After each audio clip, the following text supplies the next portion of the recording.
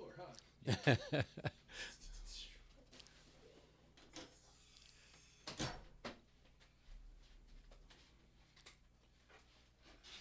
we go. Cone of silence is complete.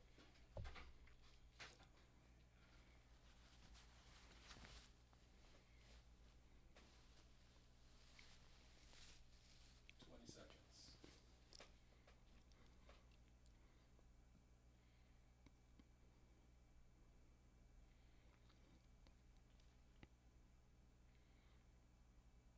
All right, in 5, 4, 3.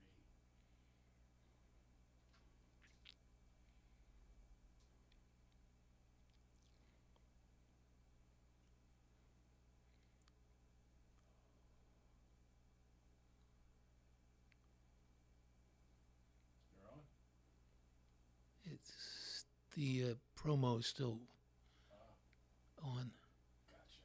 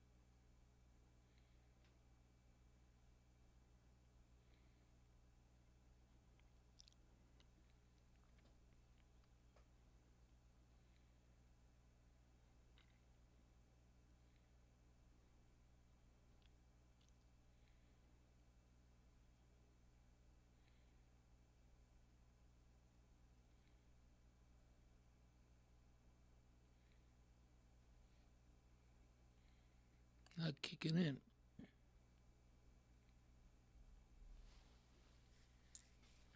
Something up? Nothing. It's just, is the image of Philly loves poetry. Yeah. There's no. Yeah. I'll Oh, there we go. you at any time. Yeah. To mark the bicentennial on a class trip that spring, our tour guide sounded sorrowful. This famous bell can't ring. Old Pass and Stow had cast this twice, a crack cacophony. Their large, bold names now pay the price of lasting infamy. We pass through life. Some things we stow. Those names were verbs, I thought. The guide went on, all nations grow. People should not be bought. The symbol wasn't formed by laws. Two halves found unity. A soldered peg gave strength to flaws. Ideas keep us free. Its headstock elm had petrified, the timeless clapper mute, and yet the bell beamed forth with pride, shining like polished fruit. What kid could guess what old words meant? Lies, too, can be self-evident. The Liberty Bell, 1976, a poem in tonight's guest, David Livewell's new book of poems, Pass and Stow. Good evening and welcome to Philly Loves Poetry, a collaboration between the Moonstone Arts Center of Philadelphia and PhillyCAM. The purpose of our program is to give our audience the experience of the very rich culture of poetry in the city of Philadelphia. So we have a local poet, a beloved local poet, who has written poems that really give great honor and interest in the city of Philadelphia, and that's David Livewell. David was raised in Kensington, which is a section of North Philadelphia. David won the 2012 T.S. Eliot Poetry Prize for his first book. Shackamaxon. David's poems have appeared in the Hudson Review, the Threepenny Review, Dark Horse Poetry, the Yale Review, American Life in Poetry, the Hopkins Review, and many other journals. He received a 2025 fellowship from the New Jersey State Council on the Arts, and he lives with his family just outside Philadelphia. His latest collection, which we'll be discussing tonight, Pass and Snow, is out now, and it was published by Paul Dry Books. So, David, welcome. Thanks for having me. It's great to finally have you. I know several years ago I invited you, but there was a conflict and we just couldn't do it. But I'm glad we could have it. And I have to start off by saying, of course, I've read your book, I've reread your book. And for me, the really great poems and great poetry is something where I feel that I can experience and be there in the presence of the poem. Not just reading it, but feeling it. That is, I'm there as you're, recounting so much of this part of your life, and so eloquently that you do it. So I think that's one of the, I would say to anybody who wants to get this book, this is a great experience for you, just reading it. And I loved it. Now, I love the title. It's very interesting, Pass and Stow. It's unusual, but after I pondered it and I kept reading and I really think about that section of the world, and that one line in the opening poem, a soldered peg gave strength to flaws. I think that's like great metaphor for Philadelphia. So can you talk about why you selected this as your title and how it kind of informs the rest of the book? Yes, I went back and forth for a while trying to think about a title, and those words from that poem just kind of kept coming back to me, and just that childhood mistake of thinking of them as verbs. And I do think that poetry can create an eternal present. And with the 250th coming up, and I kept thinking of that, the founders' term to forge a more perfect union. And of course, poetry is always trying to do that. You're always trying to get a greater unity between yourself, your memories, what's in your life, but also this layered past that I always felt in Philadelphia. So I just thought that was fitting, that this fractured, broken bell, which once had this singing voice, could still represent liberty, and as you say, just barely held together, like so many neighborhoods were, in Philadelphia. And of course, the country is still fractured, and divided in many ways. So I just thought it was fitting for a lot of the poems. Yeah, well, it does fit. And I mean, what you recount about Kensington is really like a restoration of a memory of Kensington, because so much has changed when you think of, and I don't know whether they've been cleared, but massive encampments in places that used to be the hubs of Kensington. I mean, I was a cab driver when I was in college and graduate school, and I used to drive a lot over K&A. Mm-hmm. And those places have significantly changed. But and the one thing I also enjoyed about your book is how you organized it into these sections. And I want you to talk about, but I particularly liked the section called Custodians, not only because of some of the things you said, but I looked at your book and I looked at you as this kind of custodian, if you want to use that word, as that kind of a preservationist, somebody that's, keeping, an institution clean, but, Mm-hmm. Still there. So can you speak about the sections and that one section, Custodian? Yes, it's funny. When I was a kid in grade school, I admired and envied custodians. I would look to these janitors or the sacristan at church, and they just always seemed to be happy and whistling, and they had the keys to all these great closets in this old building, and it seemed like they could make their own day, whereas in school we were in these rigid classrooms, with the nuns, and so they seemed to represent some kind of freedom to me.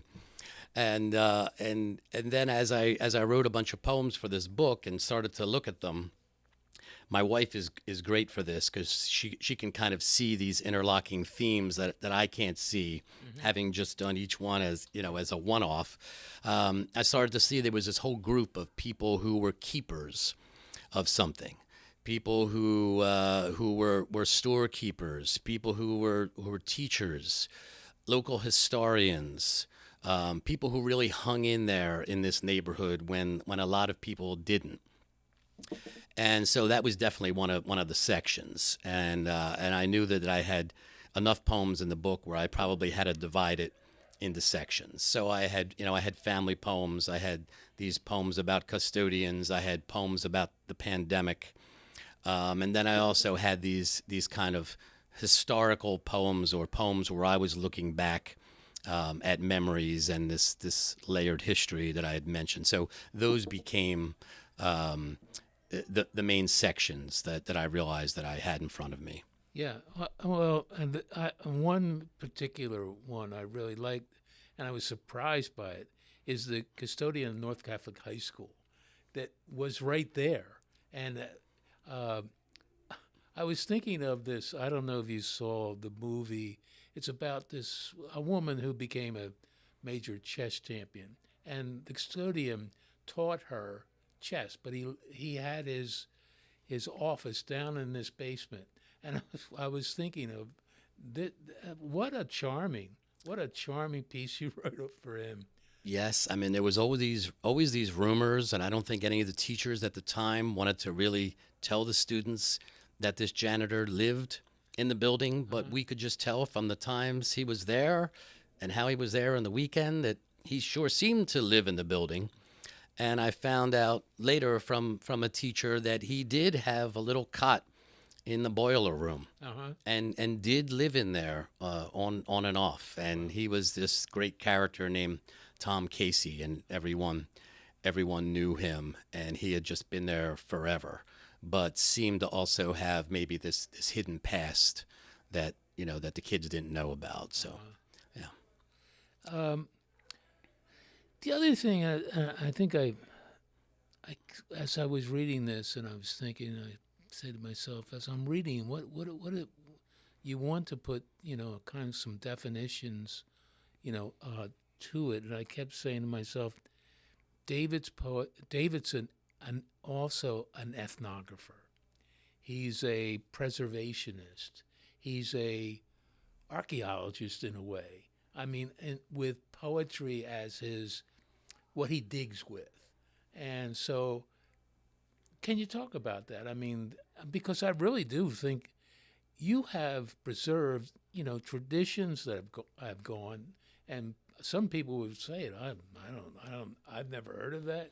Like half ball and things like that. I mean, they're minor things, but so many other things that are preserved about, not only your life, but about a neighborhood. Well, I realized that it was a largely forgotten part of the city. So by the time I was being raised in the 70s and 80s, I mean, the taxes were super low, and it was kind of ignored. It wasn't quite Temple's area. It wasn't quite Northern Liberties. It was outside of Fishtown. It was just this strange little pocket that started to get bad cliched names like the Badlands. There was crime. There was racial riots. There were crack houses. There was lots of problems, but there were also these incredible characters and still these immigrants who had settled there. There was a Hungarian section. There was a Puerto Rican section. There was an Arabian section. And so to me, it was just this wonderful melting pot. And I wanted to preserve it in some way. I loved the voices that I was hearing there. I loved to hear the stories. I grew up next to my grandfather, who lived until he was 97. So he really had experienced an entire century in Philadelphia. And so I would walk around with him and get all of his stories and find out what used to be standing in different places during different decades of his life. And so, maybe today if I had a laptop, I would have done some documentary film or something about it, but I knew I wanted to do something. I didn't know if it was a novel. I didn't know if it was stories. So I started to photograph everything that I could just so I didn't forget it. Wow. And just document some of these stories that later turned into some poems. With these photographs, did you ever think of doing like a combination of poems and photograph in a collection? It's something I would love to do. Yeah. I know it would be an expensive enterprise for some publishers to pull off, Right. To have glossy photos, but someday I would like to do it because I don't think there's too much documentation of my neck of the woods during that time period. Interesting expression you use, and a local neck of the woods. That's the other thing. When the next poem after Liberty Bell, when you talk about, really essentially the language of Philadelphia at a specific time and some of those terms, that if people saw him saying, I never heard anything like, what do you mean by that? And I've probably, the both of us, have had this happen. I'll just read a couple of them. I think it's amazing. It's called Old Words, this poem. It's a great poem. Gumption, which would say, oh, Mr. Carr, you really have some gumption, a nun would say. Of course, stoop, tin knocker, Philco, meaning Philco, the company that made televisions really at that time. Gams, Spico, pretty near steady. Oh, wow. Outhouse, boot scraper. I mean, there are terms that people, coming in and say, well, where do they all come from? So I'm glad you did that, because that's another, when I say ethnography, you actually come up with, this was what the tribe was speaking.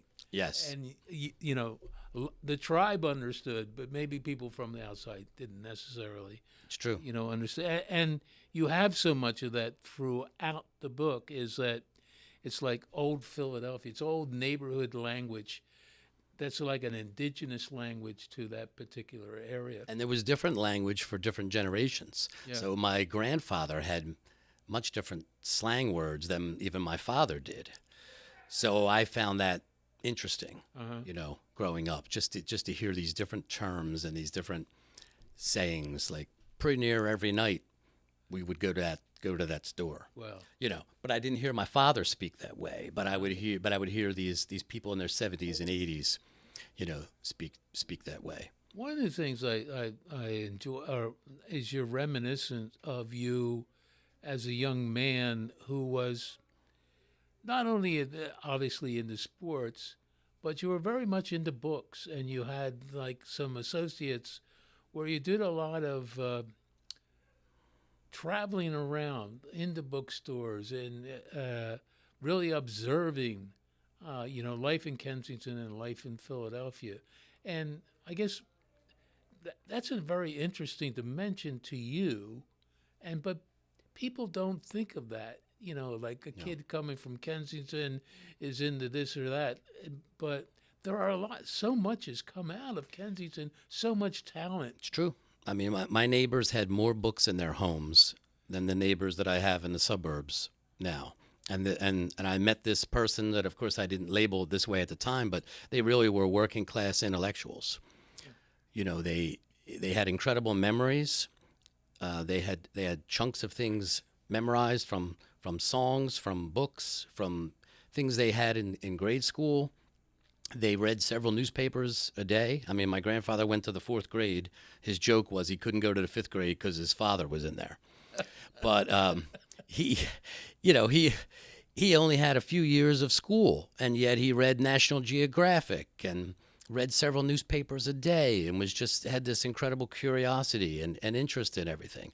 And so I think that really appealed to my friends and I as we made our way around Philadelphia, which had a lot more bookstores then, and South Street was a whole other scene. So we really tried to take advantage of that. Let's talk. Get back to your writing of poetry. What I see so much in your writing is this precision, and you don't overwrite. You don't say too much. There's just an economy of vocabulary that really works. And there's what I call a lot of very ordinary, everyday words.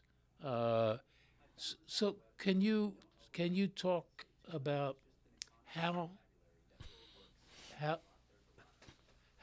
that came to be? I'm really talking about your evolution as a poet, and how you came to this particular style. Well, I think we talked a little bit about this right before we went on the air. But I had a great teacher at LaSalle named Claude Cook, who was an English teacher there for over 40 years.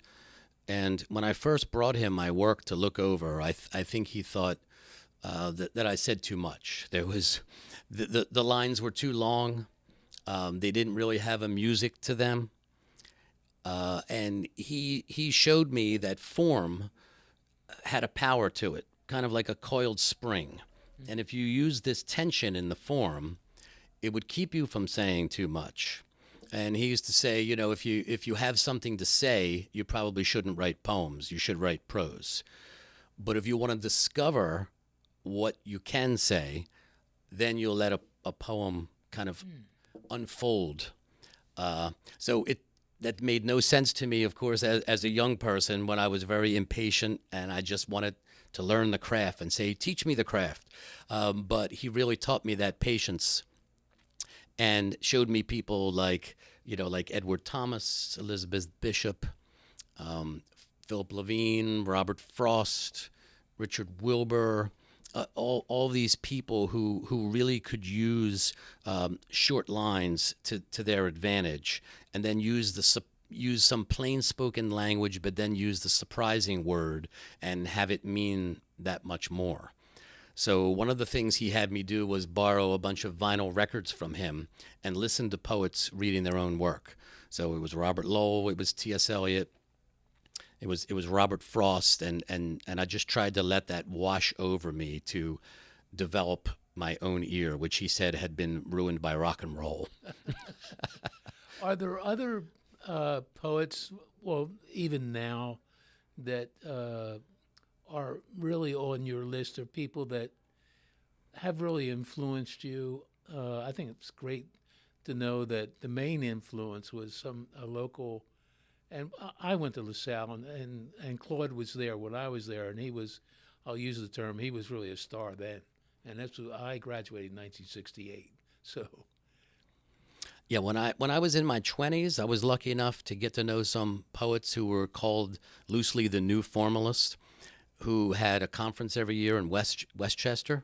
So I had started a literary journal, and they were nice enough to let me sell copies there. And so I met Dana Gioia and David Mason, who did the afterword to this book, and I started reading them, and later reading A.E. Stallings and different people. So I thought that form may have been dead, and I was just liking it in these dead poets, and I found out that there was this whole other generation just above me who were writing this way. So I started to see that I had to find out why I was ending lines where I was, and that the word verse comes from to turn.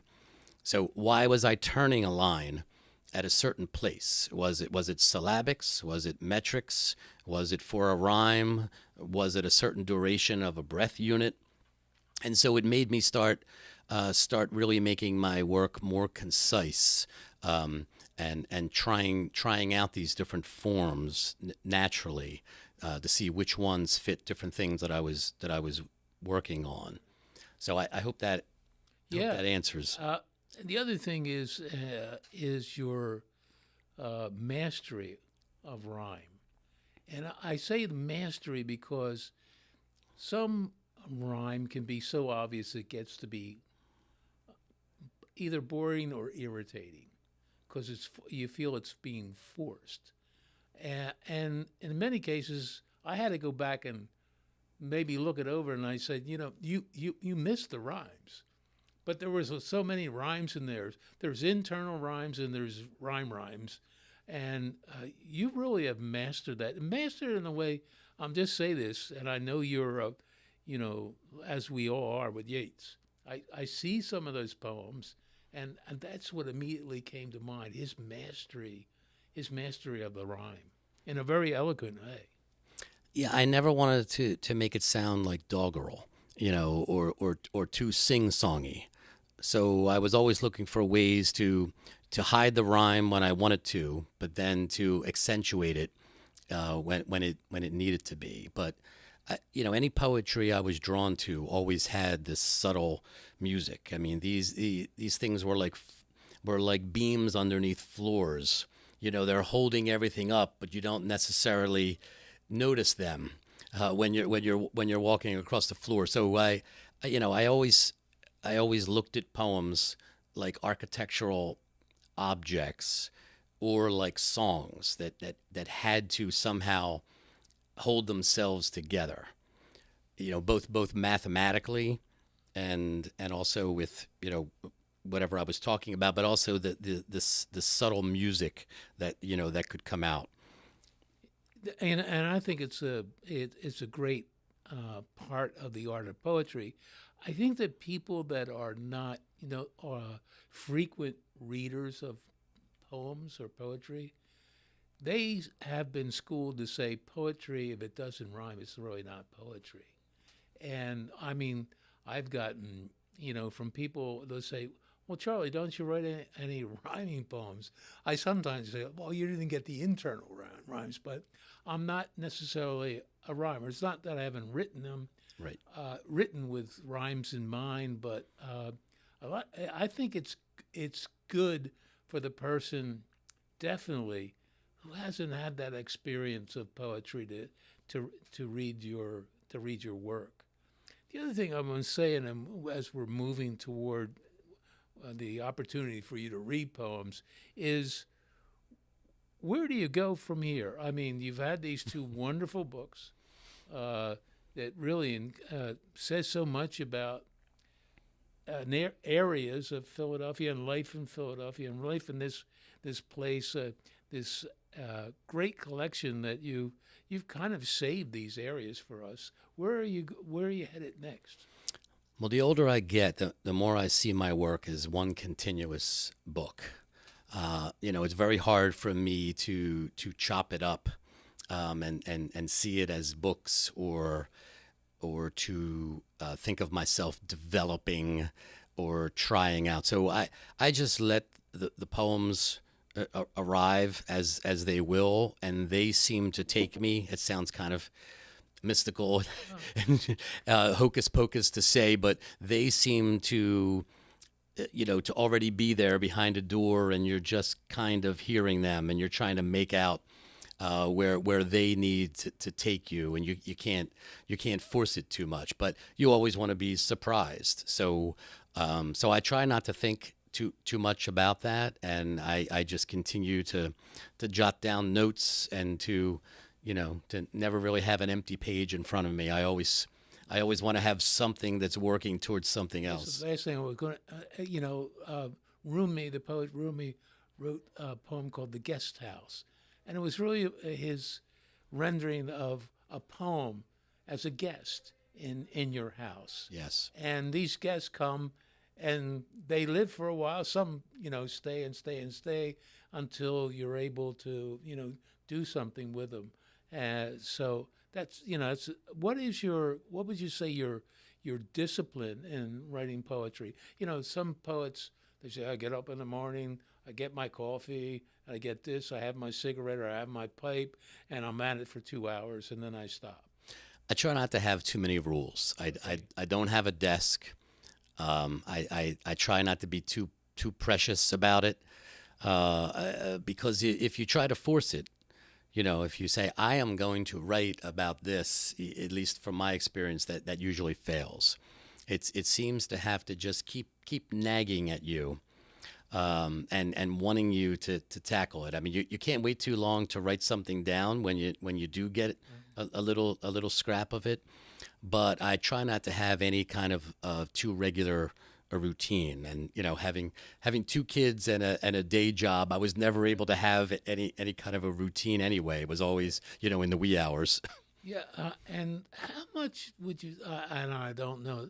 I mean, you have a day job that's very interesting, a science editor. Yes. And how much does that, kind of meld into your work, or if it does at all? I think everything in your life, probably does in some way. Once again, I wouldn't want to examine it too closely. So if it is in there, that is fine. I mean, you always want to. You want to increase your toolbox of where you're getting these from. I mean, I get it awful lot from reading too. Like, not everything is coming straight from life. Right. So it could be a news article, it could be another poem from 100 years ago. Well, we've come to that wonderful point where people are going to get an opportunity to listen to you read your poems. So I'm giving the floor to you, David. Okay. And I'm anxious to hear you read. Okay. So this first one is one of the first poems in the book. I'll try to do something from all of the sections, that you mentioned. I like Eliot's phrase when he talks about poetry being a raid on the inarticulate. And so this was this distorted prayer that kind of came out of the fact that there were these vacant buildings all the time in Kensington growing up that were factories, some that my ancestors had worked in. So I took the Lord's Prayer and kind of did a different version of that. Prayer or meditation can make you feel grounded, but what I like about poetry is it gives you an actually made physical object when you're done that you can then pass on to a reader. And the older I get, I start to think that things you've truly made yourself reveal something to you that maybe other things don't. So this one is called Our Fathers in Philadelphia. Our fathers, who are probably not in heaven, hollow are your names as they echo in and out of empty mills on American Street in Kensington. Your kingdoms come and gone, your wishes slashed here on the streets as they are in the heavens, where the milky windows hide your ghosts. Give us your days like daily bread, and forgive us for trespassing on your ground. And lead us not into the temptation that what you made was for something greater than work itself. But deliver us from this hell you deserted, our fathers, whose art is not in heaven.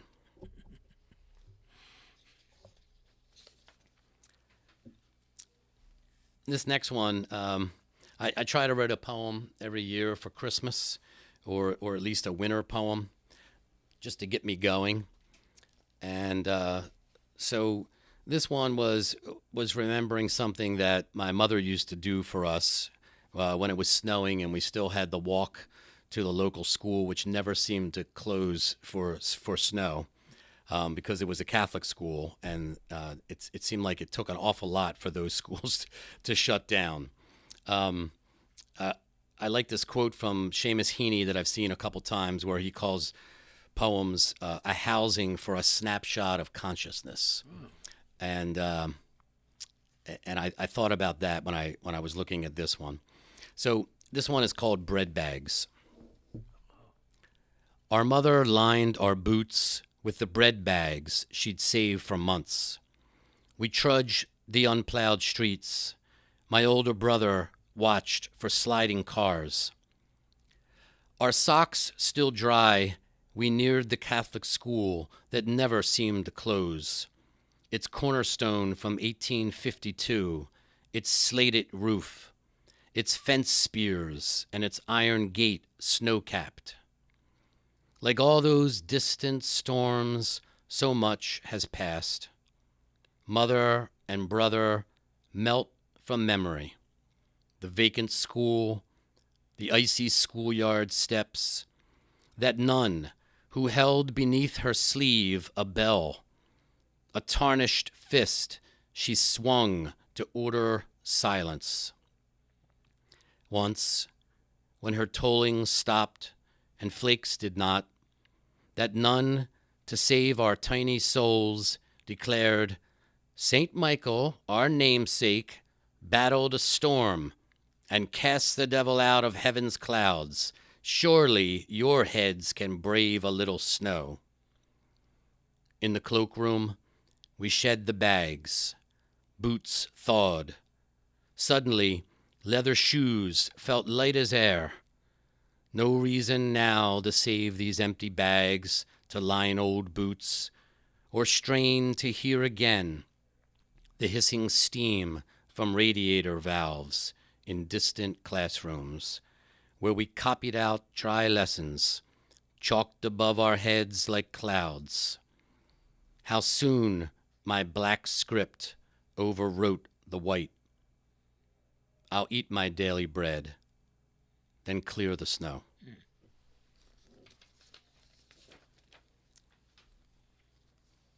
Staying in the neighborhood for a bit, I wrote about some street games in the book, but this one is more like a street ritual than an actual game. It's on page 47. And I guess this exists in other cities as well, but kids would tie the laces of their sneakers together and hurl them up to try to make them land on the telephone lines. So this is called hanging sneaks. In summer's heat, we flung our worn-out sneaks on wires between the rosined telephone poles. In winter, when those wires were fringed with snow, retired old shoes were urban weather vanes that pulled this way and that from wind and storm. The wires were ropes on floating boxing rings, or the line's staff where raindrops inked their notes of random, unheard tunes from heaven above. Perhaps those wires had pulsed with frequencies, with years of murmurings, the way those shoes and their strings hung to our defeats and wins. Those Keds, those David Thompson ponies, Pumas, and Converse Docks that finally soared as high as Irving's windmill slams. And then there were the red and white lace chucks we inked with mottos. Hancock Playground #1. The sun machine is going down. Rust never sleeps. I'm rail. They were hanged souls in effigy. Their eyelets popped in a lifeless stare. Their tongues bulged out. They shadowed games and cars like sundials. Each year the aglet's fibers frayed until the weakest sneakers fell. We cheered the strong, the ones outlasting elements and time, our offerings for roosting birds that filled our shoes with nests and shared our need for flight.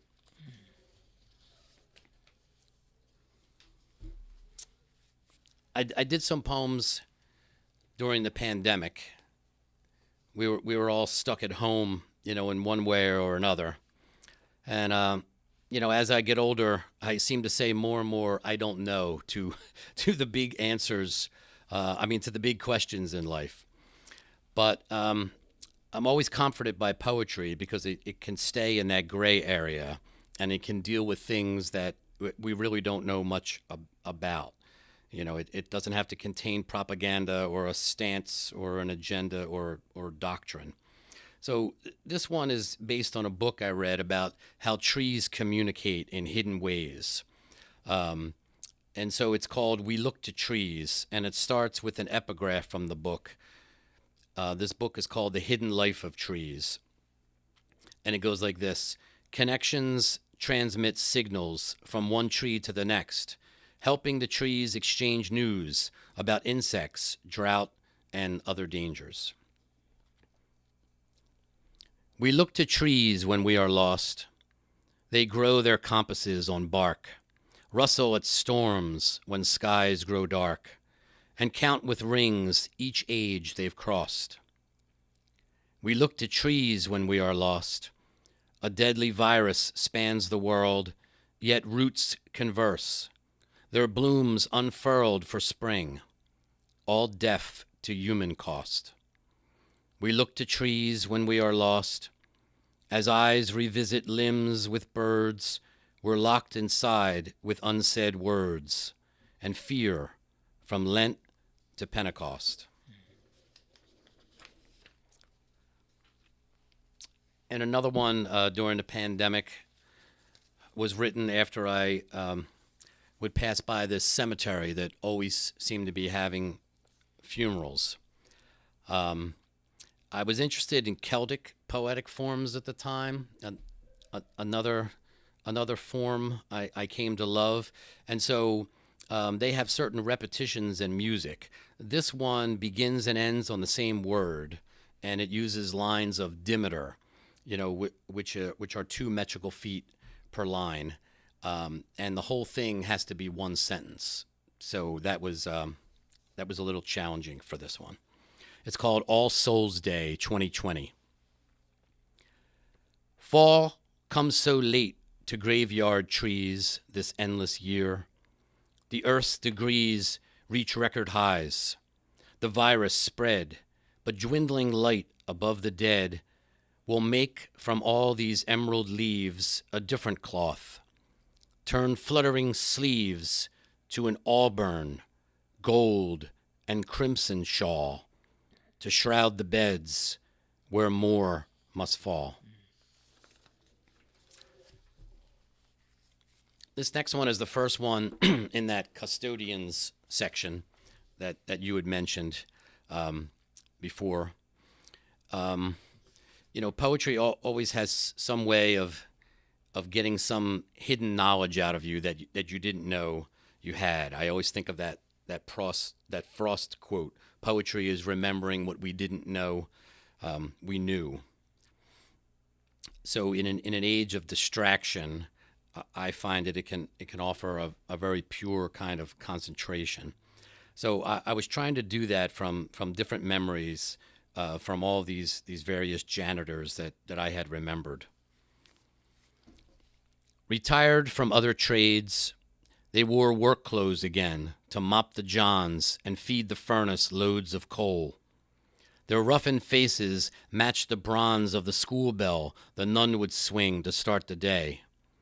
They limped but smiled, explored the secret oldest nooks, the steeple's clock, dark attics piled with inkwell desks, the caves beneath the stage on bingo night. The pastor bowed to the powers in their hands, fuses and fire alarms, the plaster smoothing a flaking wall, the keys to countless locks. They fixed the lights in the crawl space above the nave and tolled the bells for funeral rites. Maintain what dead men made.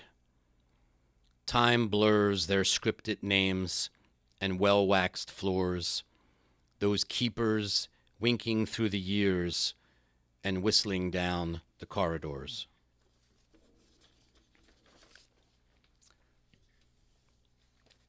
We recently celebrated the 250th birthday of America, and it's amazing how young the country still really is compared to other countries. I couldn't believe it as a kid. I used to go to the store and get groceries for this old lady that lived around the corner, and I was talking to her one time and found out that her mother actually had been a slave. Wow. So, something that seemed so distant in history, it really wasn't. So she lived in a house in Philly that was called a Trinity, which is a row house where there's 3 rooms on top of each other. 1 room on the first floor, 1 on the second, and 1 on the third. So this poem is called Kitchen Living. At 8, I got her groceries, was thanked with bread from the chipped enamel stove. She kept her tiny bread by the warm side, her legs too weak for the curved stair. Her back was bent, a silken kerchief hid her hair. An apron saved her floor-length dress from cooking stains. She called her house the Trinity and eased her pains with jokes. She'd say, I live beneath the poppin' sun, inside the Holy Ghost, because I'll soon be one. She kept a boarder, rarely seen, a Mr. Bird, whose faint and whistled tunes descended from the third. She cooked all day beneath a hanging bulb, her head like her scuffed iron skillet, seasoned by the dead. She said, my mama was a kitchen slave. I thought she meant her mother cooked a lot, but then I caught an awkward tremble in her voice. Now I'm a slave, my kitchen jail, my soul no soul that God can save.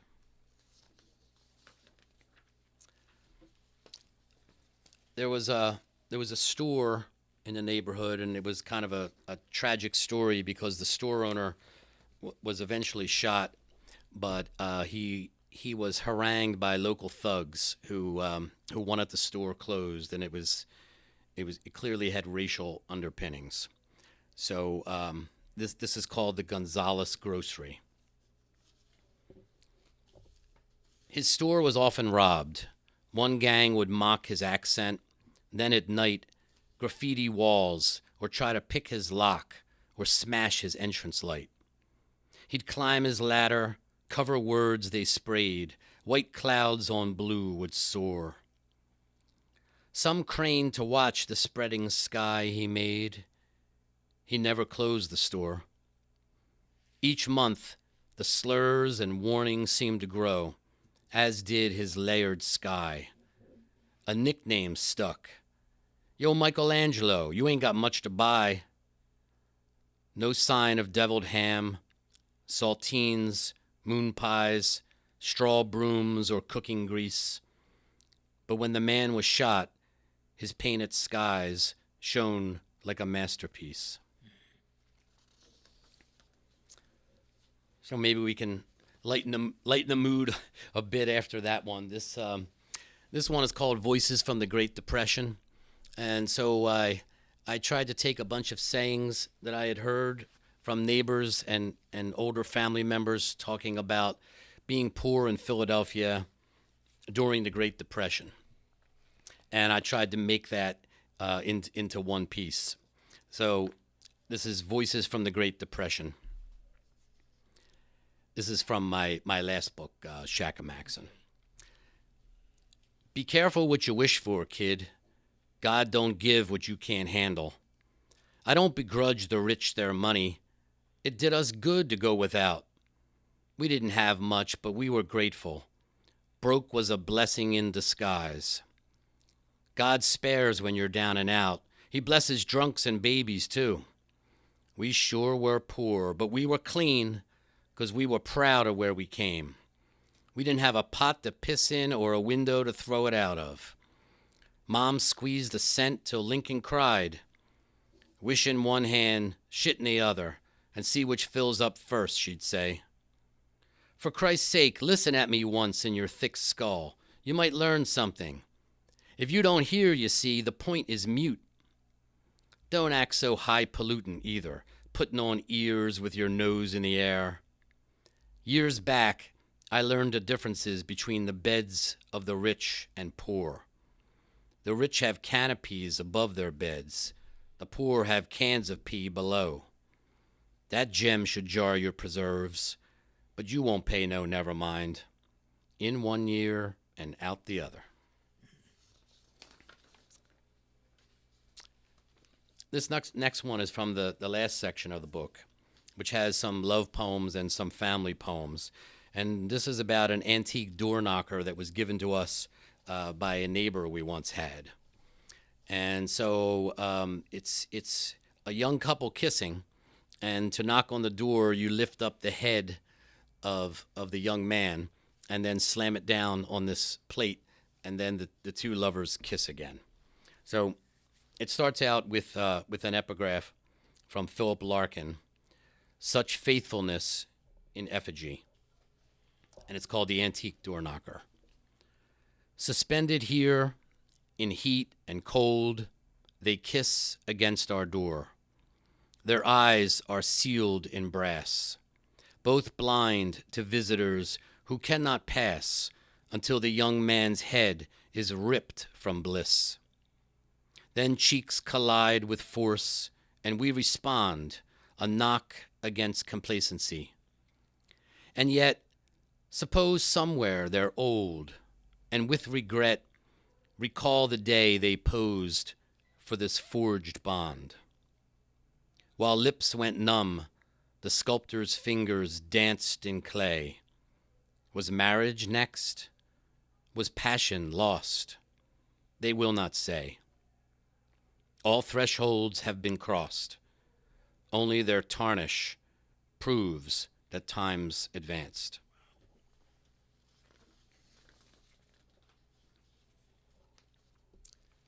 This next one is also from Shackamaxon, my first book. I had a friend who was an engineer for the Port Authority, and one of his jobs was to check the concrete in the anchorage at Ben Franklin Bridge. And so he told me the story that he found these cavities in there and reported them, and found out that it was the cavities from workers who had fallen into the wet concrete and died there. So I could never get that image out of my head whenever I crossed the bridge. So I wrote it for the 75th anniversary of the bridge, and now, of course, we just celebrated the 100th birthday of the Ben Franklin Bridge. This is a sonnet, and it's called "Listening for Bridge Builders." They drowned in anchorage walls and came to rest below the cables where their footings slipped. You can't imagine how their bodies flipped into the sandhog molds, how concrete pressed against their frantic limbs, how motions froze, how prayers exhausted lungs of final breath. But engineers can plumb the depths of death. A hammer echoes back each worker's pose, surfacing sounds like those that haunt a drum, like cofferdams that raise the immigrants who worked the riverbed. Their recompense for what they made is what they have become.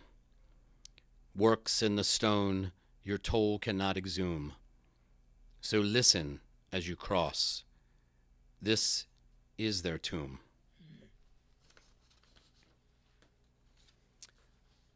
We still have time for Sure. for one? We'll have time for a couple. Okay. Yeah. I've always been amazed at the metal men who I think still exist in Philadelphia, going around on trash day and finding things that they can sell or trade in, sell at flea markets, take to junkyards. So here's a poem for them called "The Metal Men." Trash night and garbage cans are wheeled to city curbs. As darkness falls, the metal men appear again, their pickups packed with water tanks, a rusted grill, a stove, bent curtain rods. The night crews spread, patrol the streets, sorting and speaking quietly, with other scrappers on their trail. They turn our garbage into gold, our trash to cash, but no old cliche defines nocturnal alchemists. These salvagers in caravans who flood through unlocked junkyard gates at dawn in Philadelphia, when rusted scrap heaps gleam like gold. The metal men reanimate the streets where dead collectors roamed. Ragmen, newspaper carriers, the tin can bums, coal boys and pickers, loud wheelbarrows on cobblestones, scored hands held out at morning scales. Those days are lost and buried deep. New nomads make their midnight rounds for all a city disregards before it sleeps. And residents, unburdened, lie in the small hours, tossing within recycled dreams. Well, we have time for, Okay. another poem. You want to read it? Is there anything particular that you'd like me to turn to? Well, You said you were interested in the janitor's room. yeah. Well, I was also very interested in telling, is the bookman. Uh-huh. I really, like that one. And I like the fact that you dedicate a number of these poems to people. And I think that's a very charming thing to do. Well, the bookman was this man who was very important in my life, Greg Gillespie, who once worked for the city of Philadelphia. And when he retired, he turned an old movie house, a silent movie house, on Richmond Street into this massive bookstore with just 100,000 books in there, and you could get lost. And so it was it was a great place to stop by. Yeah. I don't know if you were ever there, but yeah. So this is called The Bookman for Greg. Here's to the man who owns Port Richmond books, and like a bearded Irish monk defies a crumbling river ward's dark age of crime. By hoarding books the neighbors barely know they need. A learning cave where silent films once raised the poor from drudgery to wild imagination. Hungry minds can feast on language bound to last. Down haunted planks, at stacks of Irish bards and mysteries, they watch his winter breath. He lugs, he shelves. Though velvet seats are gone, the movie house retains majestic tiles and balconies. He hauls such heritage. He cannot stop. For the word starved, Gillespie's keeping shop. Well, I love that. I really do.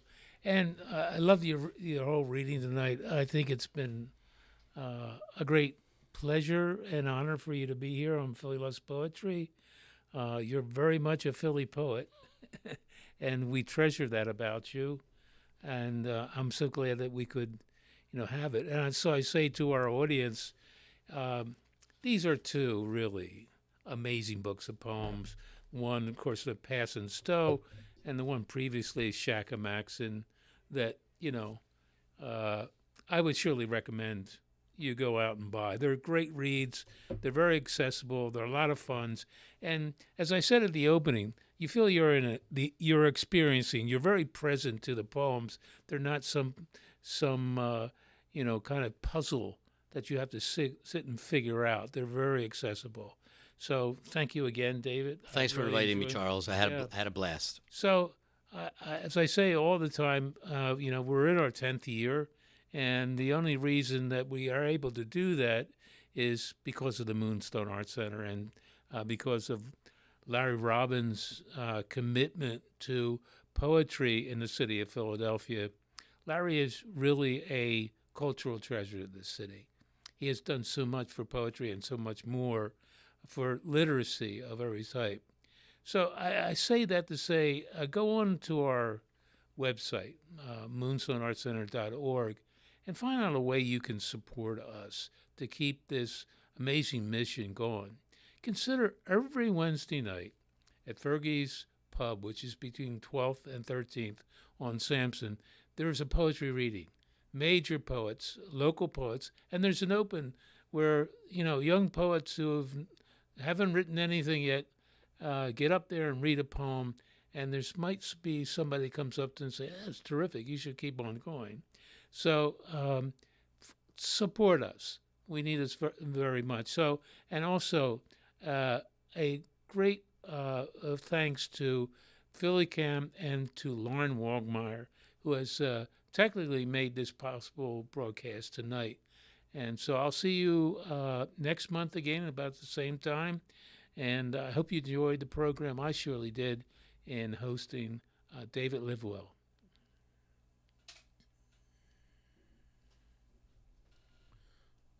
Okay, we're good. Thank you, Warren. Terrific. Absolutely. Thanks to both of you. Stop real quick. Yeah, fantastic reading, David. If you got any of the latest available, I would love to copy myself. Oh, okay. Yes.